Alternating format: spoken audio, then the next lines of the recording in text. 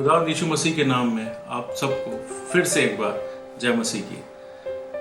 आज हम एक बार फिर द गॉस्पेल कैफे का दूसरा एपिसोड लेके आपके सामने मौजूद हैं और मैं सोच रहा था कि किस बारे में बात की जाए। तो एक वाक्य मेरे दिमाग में आया जिसको हम काफ़ी बार पढ़ चुके हैं, काफ़ी बार समझ चुके हैं, पर उसे पढ़ने के बाद मन में एक सवाल ज़रूर उठता है कि ऐसा क्यों हुआ। आइए पहले उस वाक्य को हम पढ़ते हैं और उसके बाद हम उसके ऊपर डिस्कशन करेंगे। मेरे साथ निकाल लें 2 शमूएल 6 चैप्टर एंड 6th वर्स, दूसरा शमूएल उसका 6वां अध्याय और 6ठी आयत।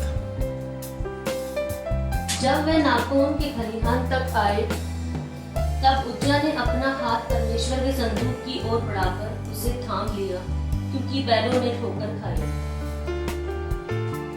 ये एक ऐसी आयत है जिसे हर बार जब मैं पढ़ता था या मेरे अलावा आप लोगों में जब इसे पढ़ा होगा तो आप लोगों के दिल में भी ये ख्याल हुआ होगा कि उज्जा के साथ ऐसा क्यों हुआ, क्यों उसे परमेश्वर के क्रोध का सामना करना पड़ा, जबकि वो काम बुरा नहीं कर रहा था, वो काम अच्छा कर रहा था। वो वाचा के संदूक को ले जा रहा था, उसने वाचा के संदूक को बचाने की कोशिश की। वो दाऊद के साथ था, दाऊद परमेश्वर का जन था और वो लोग खुशी मना रहे थे। मगर क्या हुआ, ऐसा हुआ कि उस पर परमेश्वर का क्रोध इतना भड़क उठा। क्या सिर्फ वो ही अकेला था जो इस बात का जिम्मेदार था या और भी लोग ऐसे जिम्मेदार थे?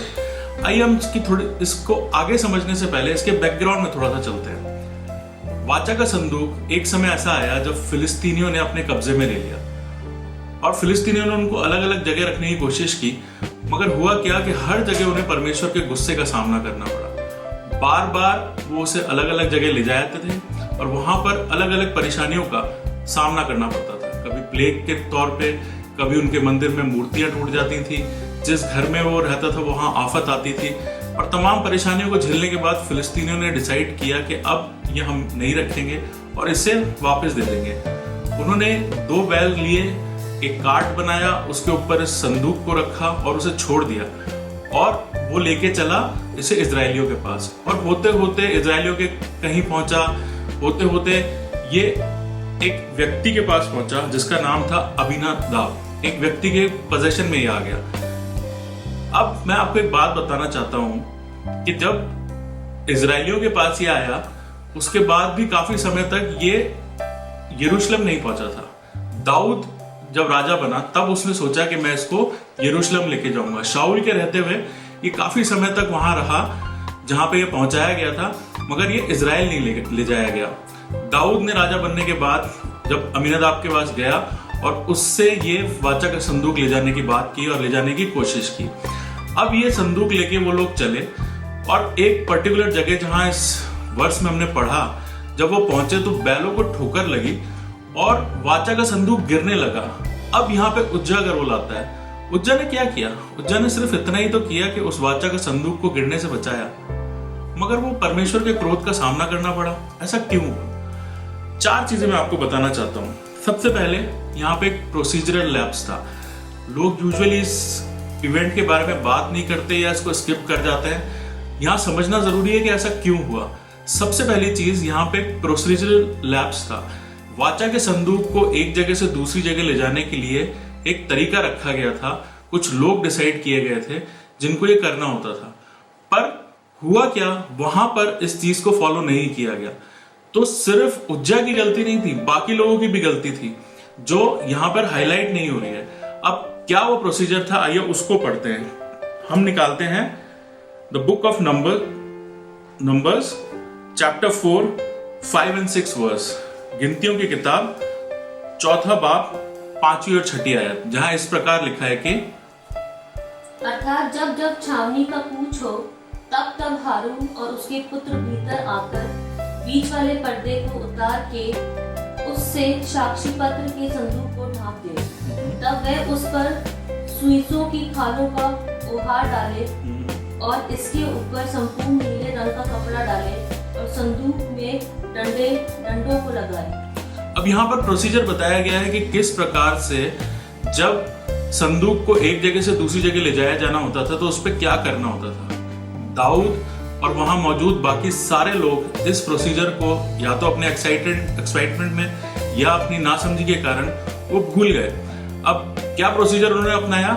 उन्होंने वही प्रोसीजर अपनाया जो फिलिस्तीनियों ने उस वाचा के संदूक को अपने यहां से भेजने के लिए अपनाया था। एक बैलगाड़ी बनाई गई, 2 बैलों को लगाया गया, 2 नए बैलों को लगाया गया, उस पर वो वाचा का संदूक रखा गया और उसको ले जाने की कोशिश की गई। जबकि हम गिनतियों की किताब में क्या पढ़ते हैं कि जब इस तरह से संदूक को ले जाया जाता था तो उसको खाल में लपेटा जाता था। पहले खाल में लपेटा जाता था और उसके बाद नीले रंग के कपड़े में लपेटा जाता था। इससे होता यह था कि खाल के बीच में आ जाने से अगर कोई व्यक्ति उसे छू भी ले तो उसका डायरेक्ट कांटेक्ट जो होता था वो वाचा के संदूक के साथ नहीं हो सकता था। और ये बहुत इंपॉर्टेंट चीज थी जिसको वहां मौजूद लोग भूल गए, जिसकी वजह से ये सारी चीजें हुई। अब मेरे साथ दूसरी चीज देखें। दूसरी चीज क्या थी? दूसरी चीज ये थी कि इंसान चाहे जो भी हो गलतियां करता है, पाप करता है, और परमेश्वर पाप को नहीं बर्दाश्त कर सकता। उज्जा ने जब उस संदूक को छुआ जिसके ऊपर परमेश्वर खुद विराजमान होता था, उस समय आप ये समझिए कि उज्जा के हाथ में पाप था, उसके शरीर में पाप था, और पाप परमेश्वर बर्दाश्त नहीं कर सकता। मेरे साथ एक वर्स निकालें और मैं चाहूंगा कि ये वर्स इंग्लिश में पढ़ी जाए, क्योंकि इंग्लिश में जो इसका तर्जुमा है वो बेहतर ढंग से है। हिंदी में चीज इतनी अच्छी तरह समझ में नहीं आती। मेरे साथ निकालें the book of Jeremiah chapter 25 verse 6, जहां इस प्रकार लिखा है, And provoke me not to anger with the works of your hands, and I will do you no hurt. I will do you no hurt if you won't provoke me. ये बहुत important बात है। मैं तुम्हें नहीं परेशान करूंगा अगर आप मुझे प्रोवोक नहीं करोगे। यहां पर क्या हुआ? एक हुक्म दिया गया था कि आपको एक प्रोसीजर फॉलो करना है, वो प्रोसीजर फॉलो नहीं हुआ, और साथ साथ क्या हो रहा है उसके साथ ये हो रहा है कि एक पापी जन, एक इंसान जिसकी जिंदगी में शायद पाप रहा होगा, उसने उस जगह को उस चीज को छूने की कोशिश की जो अति पवित्र, महापवित्र चीज थी, जिसे छूने का अधिकार लेवियों को भी नहीं था। उसने उस चीज को डायरेक्टली टच करने की कोशिश की, और इस कारण उस पे उज्जा पे परमेश्वर का क्रोध भड़का। सिर्फ यही कारण थे जिसकी वजह से ये परेशानी, ये परमेश्वर का क्रोध आया। एक और चीज मैं आपको बताता हूं। उज्जा ने कोशिश क्या की? उसने संदूक को बचाने की कोशिश की।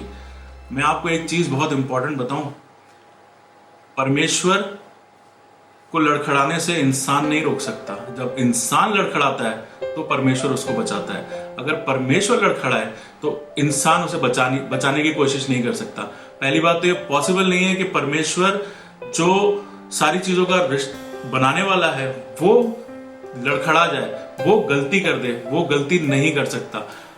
अगर कुछ हो रहा था तो उज्जा को चाहिए था कि हुक्म का पालन करता, मगर उसने क्या किया? मैं ये नहीं कहता कि उसने कोई गलती जानबूझ के की। एक रिस्पॉन्स होता है, एक ह्यूमन एक्ट होता है। अचानक से उसके साथ ऐसा हुआ होगा, उसने हाथ बढ़ा दिया, मगर परमेश्वर ने हुक्म दिया था कि मत छूना, और उसने उस हड़बड़ी में, उस गलती में परमेश्वर को संभालने की कोशिश की।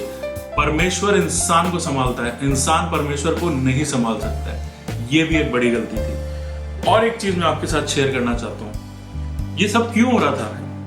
ये सारी चीजें, ये हुक्म कहां से आए? ये आए व्यवस्था से। व्यवस्था किस वजह से आई? व्यवस्था इस वजह से आई क्योंकि परमेश्वर ने इजराइलियों को अपना जन माना था। और मैं अगर आपको इसको शुरुआत से लेके जाऊं, यहां तक तो हमने टेक्निकल बात की, अगर मैं आपको जेनेसिस की शुरुआत से, उत्पत्ति की शुरुआत से मैं लेके जाऊं तो क्या होता है हम देखते हैं। उत्पत्ति में परमेश्वर ने कोई रोबोट्स की फैक्ट्री नहीं बनाई। वो ये नहीं चाहता था कि कुछ ऐसे लोग हों जो सिर्फ वो करें जो परमेश्वर चाहता है। वो ऐसे लोगों को चाहता था जिनके पास दिमाग हो, जो डे टू डे वर्क करें, जो अपनी जिंदगी को अपने तरीके से जिए, पाप ना करें। मगर हमने वहां पे पाप किया। हमने देखा कि अदन की वाटिका में किस तरीके से पाप आ गया। अब आप ये समझिए कि जब पाप आ गया उसके बाद आगे क्या हुआ? परमेश्वर ने थोड़े टाइम बाद, यहां तक लिखा है बाइबल में कि परमेश्वर इंसान को बनाने के बाद पछताने लगा। मेरे साथ एक वर्स निकालें, बड़ी इंटरेस्टिंग वर्स है जहां पर परमेश्वर ये कह रहा है कि मैं पछता रहा हूं। क्या लिखा है वहां पे? उत्पत्ति की किताब 6 अध्याय उसकी 5 और 6 आयत। The book of Genesis chapter 6 verse 5 and 6। क्या लिखा है वहां पे? और यहोवा ने देखा कि मनुष्यों की बुराई पृथ्वी पर बढ़ गई है और उनके मन के विचार में जो कुछ उत्पन्न होता है जो निरंतर बुरा ही होता जो है। कुछ उनके दिमाग में उत्पन्न हो रहा है वो निरंतर बुरा ही है। आगे, और यहोवा पृथ्वी पर मनुष्यों को बनाने से पछताया और परमेश्वर पृथ्वी पर लोगों को, इंसानों को बनाने से पछता गया और वे मन में अति खेदित हुआ। और मन में अति खेदित हुआ। उसने बड़े प्यार से, ये एक बड़ी रोमांटिक कहानी है, उसने बड़े प्यार से अदन की वाटिका लगाई थी, दुनिया बनाई थी और इंसान उसमें बना के रखा था। बहुत अच्छी अच्छी चीजें उसको मुहैया कराई थी। उसको एक ऐसे पेड़ का फल भी दिया था जिससे उसकी जिंदगी कभी खत्म नहीं होती, मौत नहीं थी। उसको हर अच्छी चीज मुहैया कराई गई थी, पर वहां पर पाप आ गया। और पाप आने के बाद हम देखते हैं कि सारी चीजें ऐसी बदली जो कभी सही नहीं हुई। परमेश्वर ने फिर भी हमें अपने बच्चे करके बनाया था। वो हमसे मोहब्बत रखता था, वो हमसे प्यार रखता था, वो हमें बर्बाद नहीं करना चाहता था। बावजूद इसके कि हम बार बार गलतियां कर रहे थे, बावजूद इसके कि इंसान बार बार पाप में पड़ रहा था, बावजूद उसके कि जो वो सोचता था उससे पाप ही उत्पन्न होता था, परमेश्वर यहाँ पर रिग्रेट करने लगा, पछताने लगा, खेदित हुआ। उसके बाद क्या हुआ? हम देखते हैं कि नूह के समय में पाप इतना बढ़ गया कि परमेश्वर को सजा भी देनी पड़ी। अभी तक वो प्यार करता था, उसके बाद वो खेदित हुआ, उसके बाद उसको सजा देनी पड़ी। सजा क्या हुई कि कुछ लोगों को छोड़ के बाकी पूरी दुनिया को हलाक कर दिया गया, पूरी दुनिया खत्म कर दी गई। ये सजा तक उसने दी, परंतु उसके बावजूद भी चीजें ठीक नहीं हुई। तो हम जब बात कर रहे थे कि व्यवस्था कहां से आई, व्यवस्था परमेश्वर ने यहूदियों को दी थी। और आप ये समझिए कि ऐसा नहीं था कि पहले दिन परमेश्वर ने व्यवस्था दे दी थी। उसने चाहा था कि इंसान अच्छे मन से जिए, खुला जिए, किसी चीज की रोक टोक ना हो। पर जब नहीं हुआ और उसने इजरायलियों को अपना जन माना था कि बार बार ये भटक जाते हैं। माँ बाप भी जब होते हैं ना तो वो क्या करते हैं, पहले प्यार से समझाते हैं, फिर डांट से समझाते हैं, फिर सजा देते हैं, फिर घर में कुछ नियम बना देते हैं कि आपको इन नियमों का पालन करना पड़ेगा, इन नियमों के अंतर्गत जीना पड़ेगा। ऐसे ही लगभग दुनिया बनाए जाने के 2500 साल बाद परमेश्वर ने व्यवस्था मनुष्य को दी, इजरायलियों को दी कि तुम्हें इसके मुताबिक चलना होगा। और उसके बाद एक लंबी रेस चालू हो गई। क्या थी वो रेस? एक लंबा सर्किल, एक बड़ा सर्किल चालू हो गया। वो क्या सर्किल था? वो सर्किल ये था कि व्यवस्था आई, व्यवस्था से पाप आया, पाप से पनिशमेंट आया और पनिशमेंट के बाद सैक्रिफाइस आया। एक प्रोसीजर आया कि आपको उस पनिशमेंट से, उस पाप से कैसे बचना है। एक सैक्रिफाइस आया। और सैक्रिफाइस को अगर मैं बेटर समझाऊं तो प्रोसीजर आया कि आपको ये करना होगा, अगर आपसे ये गलती हो गई तो आपको ये करना होगा, अगर आपसे ये गलती हो गई तो आपको ये चीजें फॉलो करनी होंगी। और एक प्रोसीजर दिया, यानी कि कर्म कांड जिसे हम हिंदी में कहते हैं, वो दिए गए। उसमें बलि करना भी शामिल था, उसमें उपवास करना भी शामिल था, उसमें तमाम तरह की चीजें थी। और ये सारी चीजें क्यों आई? क्योंकि हम लोग बार बार पाप करते थे। हमसे जानबूझ के भी पाप होते थे और इंसान से अनजाने में भी पाप होते थे। उज्जिया का पाप यहाँ पे अनजाने में हुआ था, उसने शायद जानबूझ के नहीं किया था। मगर जैसा इंग्लिश में कहावत है, ignorance of law is no excuse. अगर आप लॉ को भूल गए हैं या आपसे गलती से कोई चीज छूट गई है तो वो एक्सक्यूज नहीं है। अगर आपने सड़क पे चलते हुए किसी आदमी को टक्कर मार के उसे खत्म कर दिया या आपकी टक्कर से उसकी मृत्यु हो गई तो ये इग्नोरेंस ऑफ लॉ माना जाए या नहीं माना जाए, ये व्यवस्था डिसाइड करेगी। परंतु आपने जानबूझ के नहीं मारते हुए भी आपके ऊपर कार्रवाई की जाएगी। ऐसे ही इग्नोरेंस ऑफ लॉ हुआ यहाँ पे। मैंने आपको 3-4 चीजें बताई। पहली प्रोसीजरल लैप्स थी, सिर्फ उज्जिया की नहीं बाकी लोगों की भी, इसमें दाऊद भी शामिल था। उसके बाद जो इंसान था वो पाप से ग्रसित था और पाप से ग्रसित होने के कारण क्या हुआ कि उसने परमेश्वर की एक अति पवित्र चीज को छूने की कोशिश की और परमेश्वर को ये चीज बिल्कुल बर्दाश्त नहीं थी। तीसरी चीज, परमेश्वर को उसने लड़खड़ाने से बचाने की कोशिश की, जबकि लड़खड़ाने से बचाने का काम परमेश्वर का है, इंसान का नहीं है। और चौथी चीज कि लॉ तो आया ही इसलिए था कि हम बार बार अपने रास्तों से भटक जाते थे। तो हमारी वजह से अगर लॉ आया था और हमने ही गलती की है तो उसकी सजा हमको भुगतनी पड़ेगी। और यही वजह थी कि उज्जिया को वहां अपनी गलती की सजा भुगतनी पड़ी, चाहे जानबूझ के चाहे अनजाने में, जो भी हुआ वो गलती हुई और उज्जा को उस गलती की माफी नहीं मिलने की बजाय उसको उसकी सजा भुगतनी पड़ी।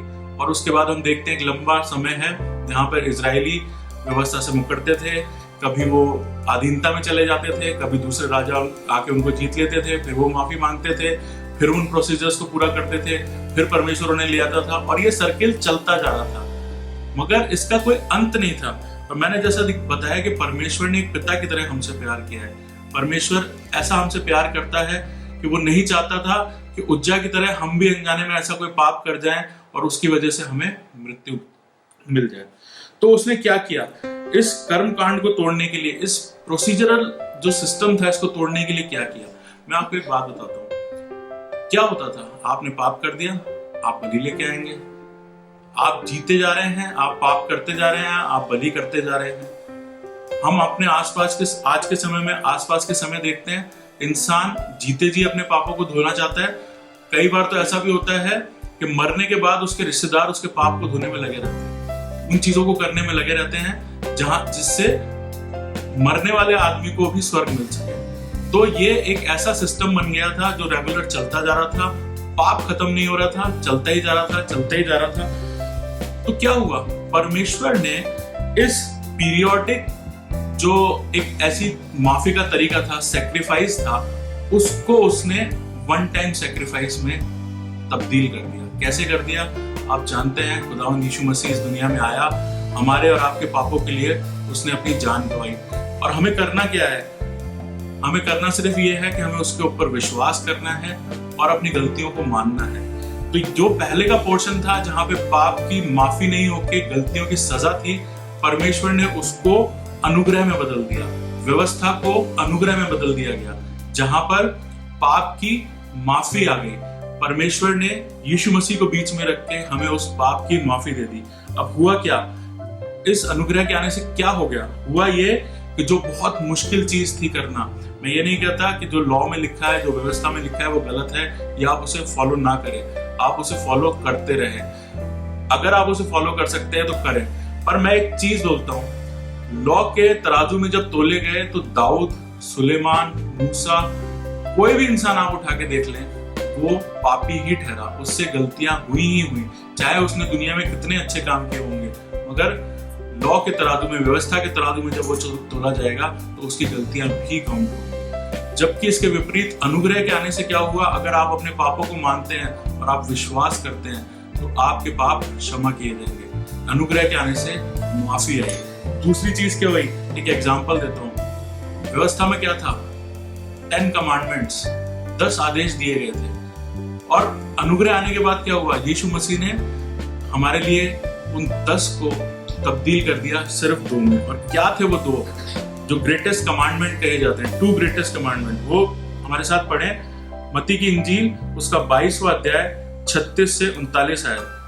The gospel according to Matthew chapter 22 verse 36 to 39। और वहां पे 2 ग्रेटेस्ट कमांडमेंट से 10 कमांडमेंट को बदल दिया गया, मुश्किल चीज को आसान कर दिया गया, बड़े प्रोसीजर को छोटा कर दिया गया। ये सब हुआ किस लिए, यीशु मसीह के लिए। आइए सुनते हैं क्या लिखा है वहां पर। हे गुरु, व्यवस्था में कौन सी आज्ञा बड़ी है? उसने उससे कहा, तू परमेश्वर अपने प्रभु से अपने सारे मन और अपने सारे प्राण और अपनी सारी बुद्धि के साथ प्रेम रख। परमेश्वर से प्रेम रख, बड़ी और मुख्य आज्ञा तो यही है। और उसी के समान ये दूसरी भी है कि तू अपने पड़ोसी से अपने समान प्रेम रख। अपने पड़ोसी से अपने समान प्रेम रख। अब आप इसको देखें आजकल के हालात में, अगर आप परमेश्वर से प्रेम रखते हैं तो आप कोई बुरा काम नहीं करेंगे। अब आप अगर परमेश्वर से प्रेम रखते हैं और आपके दिल में परमेश्वर है, आपके दिल में उसका भय है, तो हर बुरा काम करने से पहले आपके दिमाग में ख्याल जरूर आएगा कि परमेश्वर ये सब देख रहा है और वो आपको गलत काम करने से रोकेगा। दूसरी चीज, अपने पड़ोसी से अपने समान प्रेम कर। अब आप ये समझिए कि आज हम दुनिया में जो देख रहे हैं वो क्या हो रहा है। पड़ोसी अपने पड़ोसी को देख के खुश नहीं है, एक राज्य अपने पड़ोसी राज्य को देख के खुश नहीं है, एक देश अपने पड़ोसी देश को देख के खुश नहीं है। अगर हम इस आयत को मान ले, इस कमांडमेंट को मान ले, तो मान के चलें कि दुनिया में जितनी तबाही हो रही है, जितनी परेशानियां हो रही हैं, वो सब खत्म हो जाएंगी। तो ये परमेश्वर ने मुश्किल काम को आसान काम कर दिया था। मैं आपको सिर्फ यही बताना चाहता हूँ कि कि परमेश्वर ने हमसे बहुत मोहब्बत रखी। उसने हमें अपने बेटे बेटी करके बनाया। उसने चाहा कि हम अच्छी चीजें करें, एक अच्छी जिंदगी जिए, पर हम बार बार भटकते गए। उसने हमें बार बार मौके दिए, वो पछताया भी, उसने सजा भी दी, उसने डांटा भी, उसने व्यवस्था भी दी, पर हम भटकते चले गए। पर परमेश्वर की मोहब्बत पता है इतनी बड़ी मोहब्बत थी कि वो हमको बर्बाद होते नहीं देख सकता था। वो चाहता था कि यीशु मसीह हमारे लिए आए, और यीशु मसीह की मोहब्बत देखिए कि हमारे पापों को उसने उस सलीब पे ले लिया।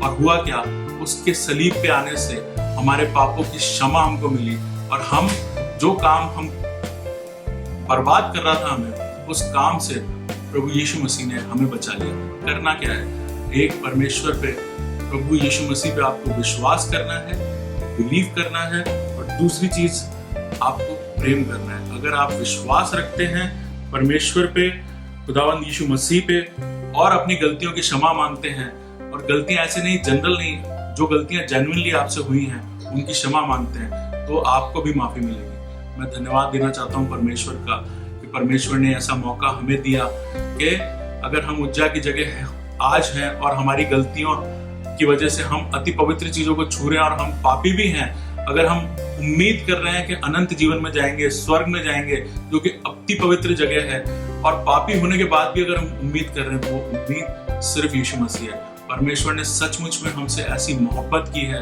ऐसा प्यार किया है कि हम लोग सिर्फ और सिर्फ उसके राज्य में इसलिए जा पाएंगे क्योंकि उसने हमें एक बार फिर ये मौका दिया है। उत्पत्ति से लेके मैं यहाँ तक आपको बताया, और यहाँ पे एक बार फिर परमेश्वर ने हमें मौका दिया है कि हम अपनी बुराइयों से पलट जाए। उज्जा का एक एग्जाम्पल है कि आप नजरअंदाज करके आप ये सोच रहे हैं कि आपकी गलतियां हो गई, उसे छोड़ दिया जाएगा, ऐसा नहीं होगा। अगर आप अपने पापों की क्षमा नहीं मांगेंगे, अगर हम अपनी गलतियों को नहीं समझेंगे और परमेश्वर खुदावंद यीशु मसीह पर विश्वास नहीं लाएंगे, तो मान के चलिए कि अनंत जीवन हमारे आपके लिए नहीं। मैं विश्वास करता हूँ कि आज की बातें और ये वाक्य जो हम लोग इतने समय से सुनते आए हैं, वो आपको समझ में आया होगा और वो आपको आशीष देगा। परमेश्वर आप सबके साथ रहे। खुदावंद यीशु मसीह के नाम में एक बार फिर से जय मसीह।